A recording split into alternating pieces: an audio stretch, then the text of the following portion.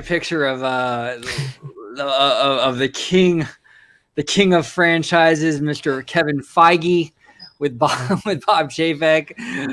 It says here that all that spilled dramatically into public view when Scarlett Johansson sued Disney over her payday for Black Widow, which was offered day of release on the service.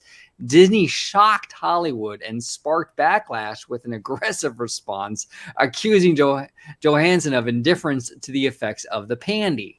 The suit was briskly settled, however, and Chapek is now getting some support from Disney's most important creative player, Marvel boss Kevin Feige.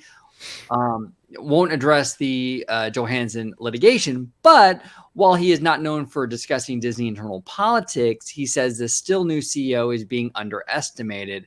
Quote, I think he is a creative guy, a nice guy, a real guy, end quote, Feige says, adding that Chapek offers just enough of an opinion to give good feedback on early cuts of movies and shows. Now, I do want to say one thing.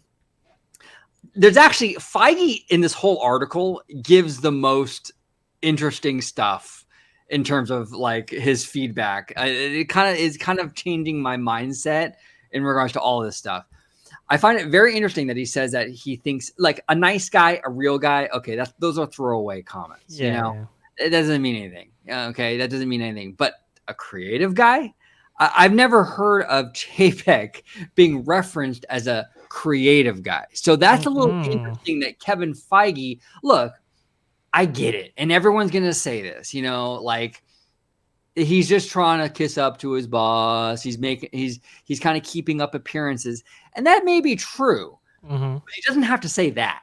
Do you know what I'm saying? He doesn't. No, he doesn't. No, and that's weird to me because I don't think of Chapek like, and I'm fair with Chapek. You know, I don't hate on him. I'm not, you know, like you said, bald man bad.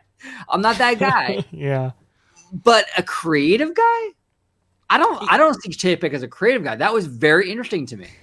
Right. Yeah. I mean, you know, historically we've not really seen the creative side of Chapek. I will say though, I mean, you know, there are rumors that he may have had insight in maybe Harmonious, you know, now playing at Epcot, and definitely the move to kind of take Happily Ever After and exchange it for Enchantment.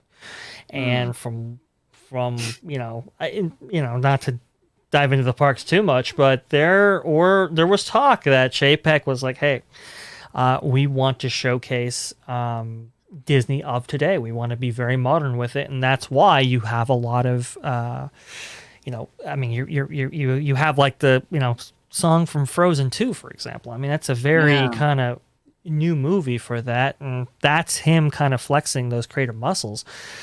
You know, in what is it? To help, provide reinforcement to his vision, of course, right? But you know, that's kind of him. You know, and this article goes into it. He might have a little bit more creative juices than we gave him credit for. So it is very, very interesting that Kevin Feige would say that. I think Kevin Feige, you know, this article says, you know, he says that the CEO is maybe underestimated. I think, me personally, I think Kevin Feige is being a little underestimated. Oh, yeah, Kevin Feige's brilliant. He is absolutely brilliant. He is. And I think he's really brilliant in this space. Remember, he's been a producer for a long, long time. He's navigated a lot of corporate waters over the years here. And, you know, I have my personal theories about that and why he might be, you know, and you kind of alluded to it earlier, why he might be, you know, giving Chapek all this praise. But we'll get into that as we go along here. Okay, cool. And it says here, this is another thing I really want to kind of dive into. It says here, Chapek offers, quote, just enough of an opinion to give good feedback. Now, from the way I kind of interpret that line is basically he's not a micromanager. He's not imposing his views. He's not aggressively standing over the creative telling you, no, you got to do this. From what I gather from that line from Feige is basically Chapek gives just enough to kind of give like feedback, but it isn't overbearing. He kind of, in the role of a CEO, he gives enough, an appropriate amount of creative advice, but it's not like something that's like kind of like he's not like meddling, so to speak. Is that kind of how you took it too? That's what he was trying to insinuate, yes. And I do wonder to what to what extent that's true, what extent that's false. Because I mean, he is making moves where, he's, for example, placing Cream Daniel in his position where he is. He's making moves to kind of shift the balance of power here and not be so, as Iger would call it, creatively driven going forward and more consumer driven. And sometimes you got to rein those, creative juices back in to be in line with what consumers want. So it is kind of interesting how he's saying that, because what we've heard and what I've heard especially is he will meddle,